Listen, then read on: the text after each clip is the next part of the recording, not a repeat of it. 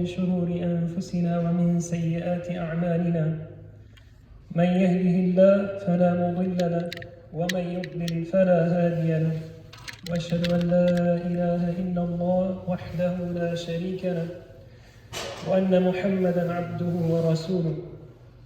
أعوذ بالله من الشيطان الرجيم. بسم الله الرحمن الرحيم. يا أيها الذين آمنوا اتقوا الله حق تقاته ولا تموتن إلا وأنتم مسلمون.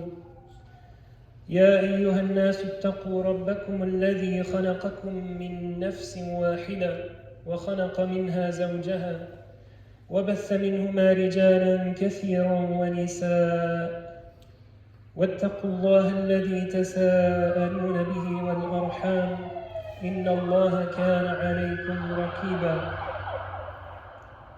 يا أيها الذين آمنوا اتقوا الله وقولوا قولا سديدا يصلح لكم أعمالكم ويغفر لكم ذنوبكم ومن يطع الله ورسوله فقد فاز فوزا عظيما. أما بعد, we know that it is a sunnah according to various hadith to recite Surat Al-Kahf every Friday. And this suggests that there are lessons within this surah that we need to be remembering very frequently, at least once a week. So for this khutbah, I'd like to focus on just one of those lessons from Surat Al-Kahf, which is found in the story of Sayyidina Musa alayhi salam meeting Sayyidina Khidr alayhi salam. And this story gives us a mental framework for understanding how our good deeds fit into the rules of what I like to call the rules of the real world. How things work in terms of the reality that we see around us. And the context of this story in Surat Al-Kahf is that Sayyidina Musa alayhi salam has been told by Allah subhanahu wa ta'ala that there is a person with immense knowledge and wisdom. And naturally, Sayyidina Musa alayhi salam's response upon hearing of this sage, this wise man, is to go find that person and to learn from them.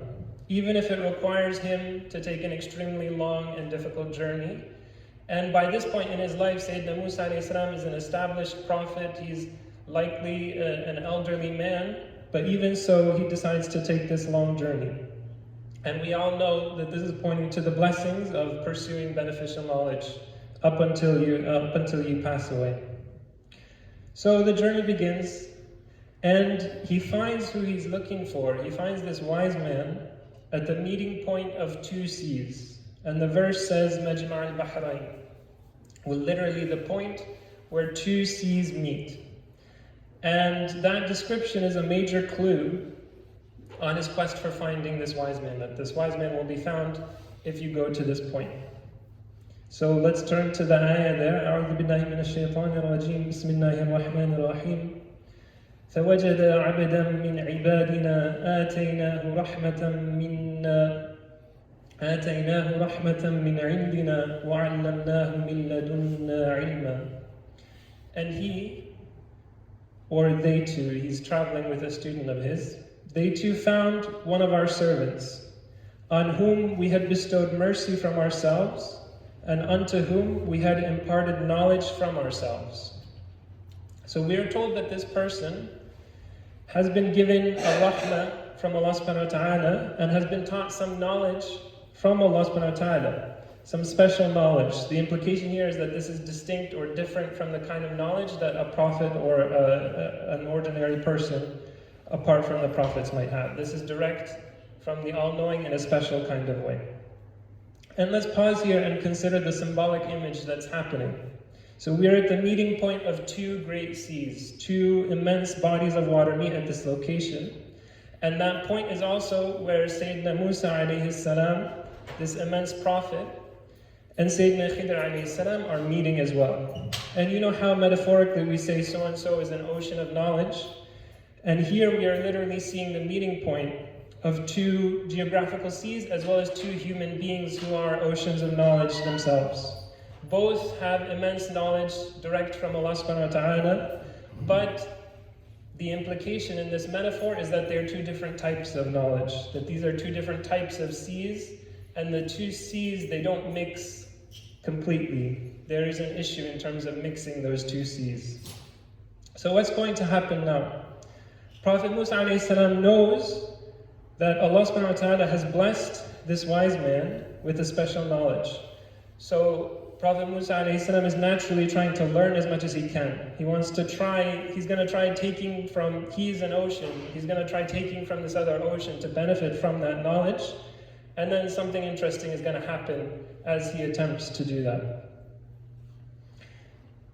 قال له موسى هل أتبعك على أن تعلمني مما علمت رشدا. Musa said to this wise man, may I follow you on the understanding that you will teach me something of that guidance that has been taught to you.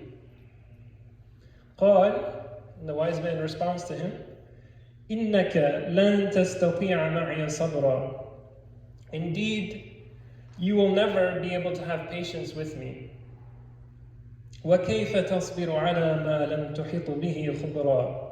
And how can you have patience about something that you cannot comprehend within the compass of your own experience? So how is the wise man, how is Khidr alayhi salam responding to this request? He's warning him, look, if you join me and if you see the kind of things that I do, you will not be able to understand it. You won't be able to have patience with me. And he's warning him that there's a reason that these two oceans are separate. Khidr alayhi salam knows that what's about to happen is an impossible task. But Prophet Musa alayhi salam is eager to learn. And again, we know the blessings of talab al-ilm, seeking knowledge. So how is this perfect human being, this Prophet alayhi salam, going to respond to this challenge? He's going to say, he's going to take it on and he's going to continue pursuing that beneficial knowledge. So he says, قال ستجدني إن شاء الله صابرا ولا أعصي لك أمرا. He replies, you will find me patient, if Allah so wills, insha'Allah, and I shall not disobey you in anything. And Sayyidina Musa alayhi salam is essentially humbling himself here. He's showing humility. He's an old man, but he's putting himself again in the role of a student before a teacher. And this is a reminder for us of the evil of arrogance, that having even just a tiny, tiny gram of arrogance can bar a person from entering paradise. And how the prophets, Sayyidina Musa alayhi salam among them, were the furthest from arrogance, despite being the highest in station. قال, so the wise man replied, فَإِنِ اتَّبَعْتَنِي, if you're going to follow me, فَلَا تَسْأَلْنِي عَنِ شَيْءٍ, then don't ask me about anything. You're going to see me doing things, don't ask me about anything that I'm doing, حَتَّى أُحْدِثَ لَكَ مِنْهُ ذِكْرًا, until I explain it to you. Don't ask me anything until I take the time and explain it to you, until I give you an account of what's happening. Those are the conditions that this wise man sets. And so Prophet Musa alayhi salam accepts those conditions and their journey begins together. And during this journey, they happen to get on a boat. Because remember, where is this meeting point happening? It's at the meeting point of two seas. There's some marine aspect to this journey. And they get on a boat, and then they get off of the boat. فانطلقا حتى إذا ركبا في السفينة خرقها. قال أخرقتها لتغرق أهلها لقد جئت شيئا إمرا. So the two went on their way, the journey continued until they disembarked from the boat. And while disembarking, the wise man, he made a hole in it. Whereupon Musa alayhi salam exclaimed, have you made a hole in it in order to drown the people who may be traveling in it? Indeed, you have done a terrible thing. So this is the response. You see someone, even your teacher, damaging a boat, drilling a hole in it, doing something to damage the integrity of this ship, and you respond. It's the natural thing any rational person would do, right? Sayyidina Musa alayhi salam judges matters according to the sharia that was revealed to him. And in that sharia, it's obviously haram to be damaging other people's properties. It's haram to be setting up innocent people to drown, and so on. So his response immediately is amir bil ma'ruf wa nahy 'anil munkar. He knows he has to command right and forbid wrong, and he sees a wrong even from his teacher. He's going to forbid that wrong, and so he calls the wise man out on this. And to make matters worse, we're told in Tafasir that the boat that took them on this journey actually did it for free, without charging them for the passage. These were just good people offering to help two travelers that they encountered. And these generous people did something good, and yet we see something bad happening to them in return. And that's the first point of observation we have to make here. And so Sayyidina Musa alayhi salam is calling him out on that. And the wise man replies, قال ألم أقل إنك لن تستطيع معي صبرا. Did I not tell you that you will never be able to have patience with me? So Musa alayhi salam, he remembers that this person has a special past, right? This person is being directed in their actions by Allah subhanahu wa ta'ala. There is some special knowledge relationship here. It's no ordinary situation. So Sayyidina Musa alayhi salam remembers that, and he says, قال لا تؤاخذني بما نسيت ولا ترهقني من أمري عسرا. He says, don't take me to task for having forgotten myself, and don't be hard on me on account of what I have done. So please, he's asking, let me continue with you to the next stage of the journey. فانطلقا حتى إذا لقيا غلاما فقتله قال أقتلت نفسا زكية بغير نفس لقد جئت شيئا نكرا. And so the two of them continue on their journey until they meet a young man, and the wise man kills the young man.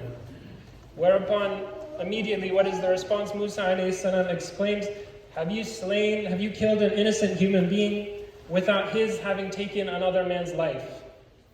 Indeed, you have done a terrible thing. And again, it's the same reaction. Sayyidina Musa alayhi salam is giving the proper shari'i reactions here, that we should all stand up and question when a seemingly innocent person is just killed on the street. And again, from what we're observing, this is a second instance where something evil, something bad is happening to a good, innocent person. But again, he's given the same reminder that there is something beyond his knowledge happening here. قال ألم أقل لك إنك لن تستطيع معي صبرا. The wise man said, did I not tell you that you will never be able to have patience with me?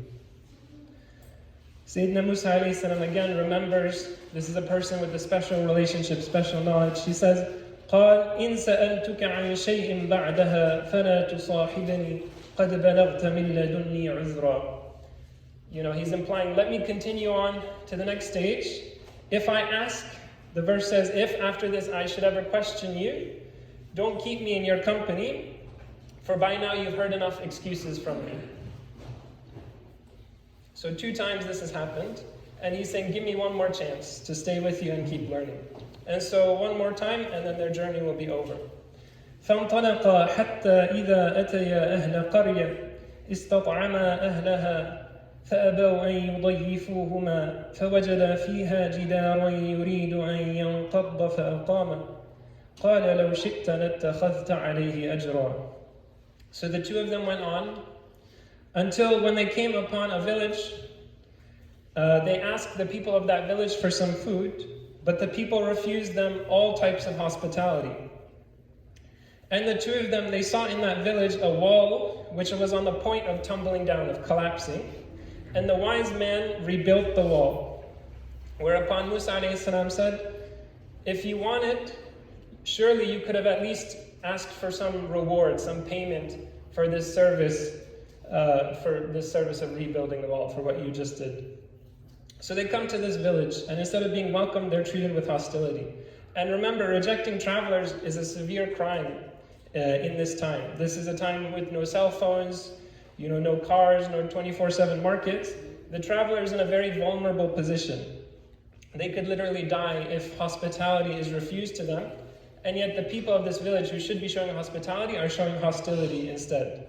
So these are clearly evil people. And yet, we have the opposite of the previous 2 occurrences, right? Here, something good is happening to evil people, whereas before we saw evil things, bad things happening to good people. And Sayyidina Musa naturally questions this as well, like we all do. But that is the final straw. Sayyidina Khidr announces that they're parting ways right now, but first he's going to now explain the 3 occurrences that happened. قال هذا فراق بيني وبينك سأنبئك بتأويل ما لم تستطع عليه صبرا. This is the parting of ways between you and I. And now I shall let you know the real meaning of all those events that you were unable to bear with patience. أما السفينة, as for that boat, فكانت لمساكين يعملون في البحر. It belonged to some needy people who toiled and worked upon the sea. فأردت أن أعيبها, and I desired to damage it just a little bit. وكان وراءهم ملك يأخذ كل سفينة غصبا. Because I knew that there was behind them a king who wanted to seize every single ship, every boat, by brute force. The idea here is he temporarily damaged the boat so that the oppressive tyrant would not try and take it from them. At the end of the day, they'd still have their boat and they could repair it more easily. Then they could build a whole new one or buy a whole new one. So what is happening here in symbolic terms? A small calamity prevented a worse calamity from happening. And this is an example of what? Why does a bad thing happen to a good person? One reason why, as we're seeing illustrated in this story, is to prevent something even worse from happening to those people. And this dunya will always have its calamities. It will always have its trouble. Bad things happening to you are inevitable. But there's a real difference in degree, in magnitude. And we only get to see the things that actually happen. We're not aware of this entire universe of possibilities that never occurred, but could have occurred, and that were prevented from occurring by Allah subhanahu wa ta'ala giving us these smaller calamities instead. وَأَمَّا الْغُلَامُ, and as for that young man, فَكَانَ أَبَوَاهُ مُؤْمِنَيْنِ, his parents were true believers. فَخَشِينَا أَن يُرْهِقَهُمَا طُغْيَانًا وَكُفْرًا, whereas we had every reason to fear that he would bring bitter grief upon them by his wickedness and denial of all truth. فَأَرَدْنَا أَن يُبْدِلَهُمَا رَبُّهُمَا خَيْرًا مِنْهُ زَكَاةً وَأَقْرَبَ رُحْمًا. So we desired that their Lord grant them in his stead a child of greater purity than him and closer to them in loving tenderness. So the boy that we all saw as innocent, this wise man was given special knowledge from Allah subhanahu wa ta'ala to know exactly the kind of evil things that that boy would do when he grew up. And so that outcome was prevented by taking the life of that boy. And obviously, it goes without saying that this is not within our sharia. It's not within the sharia of Sayyidina Musa alayhi salam. This is not how human beings are supposed to act. And that is why, very clearly, we know that Sayyidina Musa alayhi salam protested when he saw that act happen. But in terms of the symbols here, we're being given two more reasons why we see bad things happen to good people. For the parents who lost their child, something unimaginable happened to them. But that was a necessary step for them to receive an even greater blessing, that instead of an evil son who would grow to be an evil adult, they are getting a righteous child in the future who won't have to grow up and be corrupted by the evil of their older sibling. And as for that son who was killed, what we saw from our angle as a bad thing happening to a good person was in fact a good thing.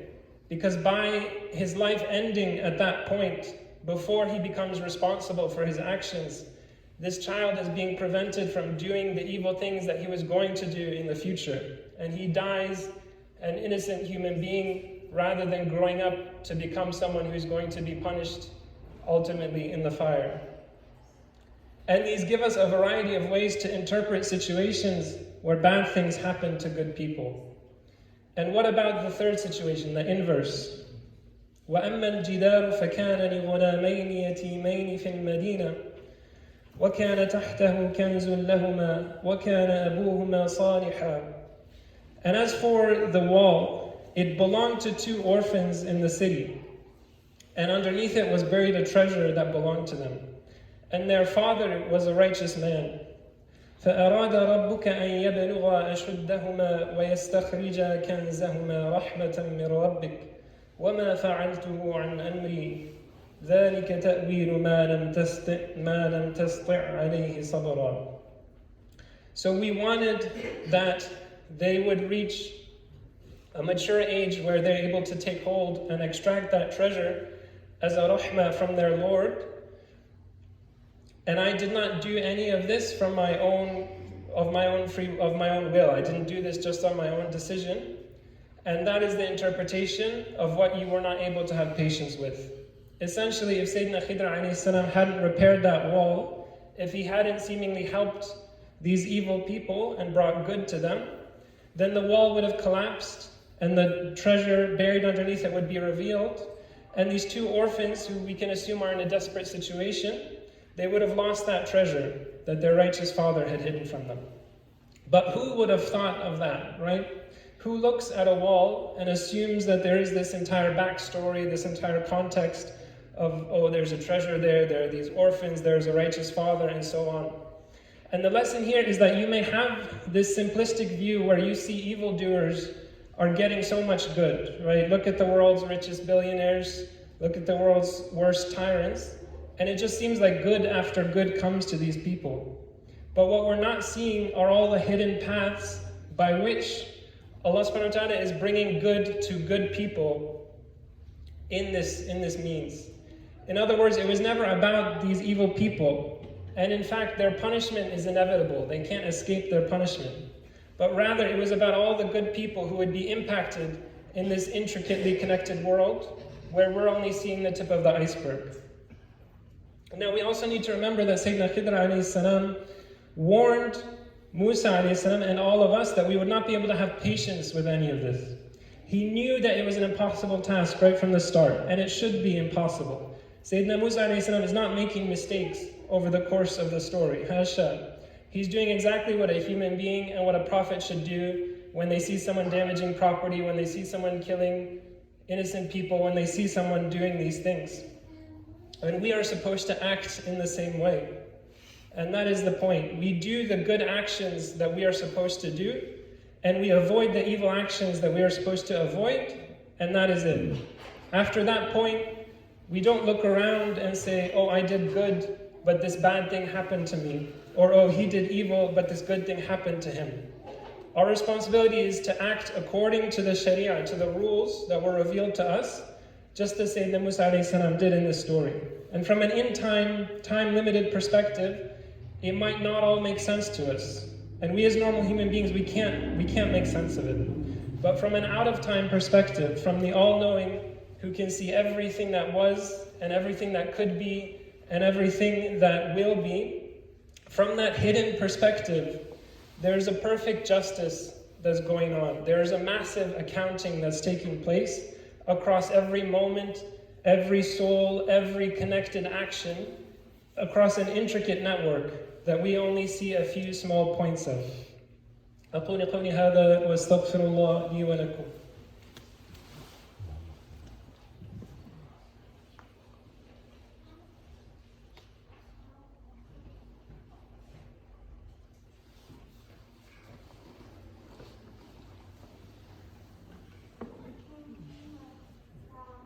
Alhamdulillah, wassalatu wassalamu ala rasulillah. We are supposed to be like Prophet Musa alayhi salam, not like Sayyidina Khidr alayhi salam. We are supposed to continue to do good, to follow the rules, to follow the law as it is, and not waver there. But at the same time, we are supposed to remember in the back of our heads that while we are fulfilling the duty upon us, there is a much wider system at play here, and that there are other servants and there are other forces of Allah subhanahu wa ta'ala that are working in this world. And the story is a much deeper story, and a much longer story, and a much more complex story than we can see with our own two eyes in this time-limited perspective that we have. In other words, when we see the kind of calamities that hit good people, and when we see the blessings that shower down, or seem to be blessings that shower down upon evil people, in order to make sense of these occurrences, we're supposed to remember the story of the meeting of these two oceans.